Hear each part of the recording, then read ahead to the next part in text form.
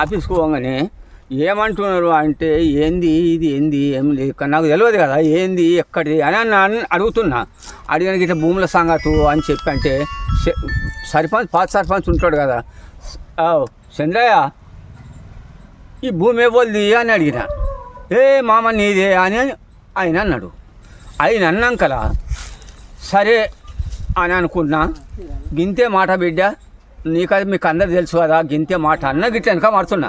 పోలీసుడు అచ్చనే గుంజుకొని పోతే నన్ను ఒక ఆడిది వాడు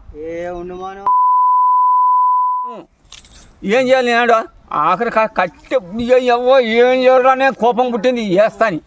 అద్దద్దు అద్దద్దు అనవచ్చు అందరూ. అద్దద్దు అన్నప్పుడు ఏం చేస్తాను సప్పుడు అక్కున్నా. నా బతుకు గిట్లయింది, నేను పెద్ద మనిషిని. ఇగో చూడండి నా ఆధార్ కార్డు మీద ఎన్ని ఏళ్ళు ఉన్నాయో చూసుకోండి. ఏ సమస్య పోయినాను ఇప్పుడు అక్కడ? ఏ సమస్య? భూమి సమస్యకే పోయినా. భూమి సమస్యకు నాది ఇది బెట్టు నాది ఉన్నది. ఈ భూమి నాకు కావాలా? అద్దెకురం ఎట్ట దొంగ పట్ట చేపించుకున్నారు, అద్దెకురం ఎట్ట దొంగ పట్ట చేపించుకున్నారు. నాకు అద్దెకురం భూమి ఇక్కడ కావాలా అని అన్న. బాపు గింతే నాది ఉన్నది ఏమిటి గింతే. అదే చంద్రను పాత సర్పంచ్ ఉన్నాడు కదా, చంద్ర ఈ భూమి ఇవ్వదంటే నీదే మామ అన్నాడు. గింతే నేను అడిగింది గింతే. అధికారులు ఏమన్నా అన్నారా మీకు? అధికారులు అంతా ఉన్నారు. ఏమన్నా అన్నారా మీకు? నాకు ఎవ్వలేమనలే, వాళ్ళే పోలీసులే ఎవ్వలేమనలేదు. నాకు ఇంకా బయట మంది ఎవ్వలేమనలేదు, పోలీసులే. పోలీసు అది ఆడి మొగోడు. దరఖాస్తు ఇచ్చారా మరి? నేను ఇయ్యలేదు కదా.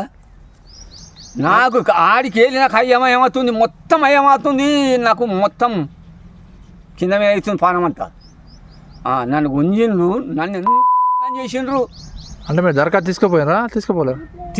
ఇయ్యలేదు దరఖాస్తు. ఎవరికి ఇవ్వాలి? నేను సమస్య కోసం పోయారు కదా. సమస్య కోసం పోయినా. నేను భూమి సంగతికే పోయినా. భూమి సంగతికి పోయి మా ఆవిడ పోయి ఇచ్చిండు అనుకో, దిరస్తులు తీసుకుపోయి ఇచ్చిండు.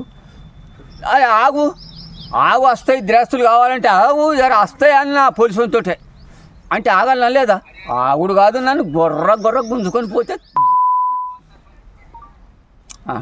ఏం చేయాలి? నేను పెద్ద మనిషిని. నేను ఎంత వయసు ఉంటుంది కాక నీకు? నాకే చూడండి బాపు, 90 ఏళ్ళు ఉంటుంది. 90 దాటిపోయింది. చూడండి, చూసుకోండి నన్ను ఇంత ఘోరం ఆ చేసుడు.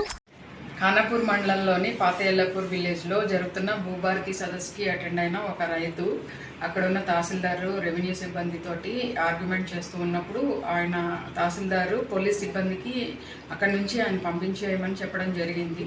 పంపిస్తున్న క్రమంలో ఏఎస్ఐ రామచందర్ అతన్ని చాలా దురుసుగా నెట్టివేయడం జరిగింది. ఇట్లాంటి చర్యల్ని పోలీసులు కూడా ఎవరు హర్షించరు. ముఖ్యంగా నిర్మల్ పోలీస్, మీ పోలీస్ అని మేము ఒక క్రమంగా ప్రజలకు దగ్గరవుతూ ముందుకు వెళ్తున్న క్రమంలో ఇట్లాంటి చర్యలు అసలు నిర్మల్ పోలీసులు ఎట్టి పరిస్థితుల్లోనూ సహించేది లేదు. అలాగే మా జిల్లా ఇన్ఛార్జ్ మినిస్టర్ సీతక్క గారు కూడా ఈ విషయంలో ఆరా తీయడం జరిగింది. మా ఉన్నతాధికారులు కూడా క్రమశిక్షణ చర్యలు తీసుకోమని చెప్పడంతో మేము ఈ ఘటన మీద రిపోర్ట్ తయారు చేసి దీని మీద ఎంక్వైరీ చేసి బాసర రేంజ్ డిఐజీ గారికి ఇది క్రమశిక్షణ చర్యల కోసం సిఫారసు చేయడం జరిగింది. ఈ రామచందర్ ఏఎస్ఐని డిఐజీ సస్పెండ్ చేశారు, విధుల నుంచి తప్పించడం జరిగింది.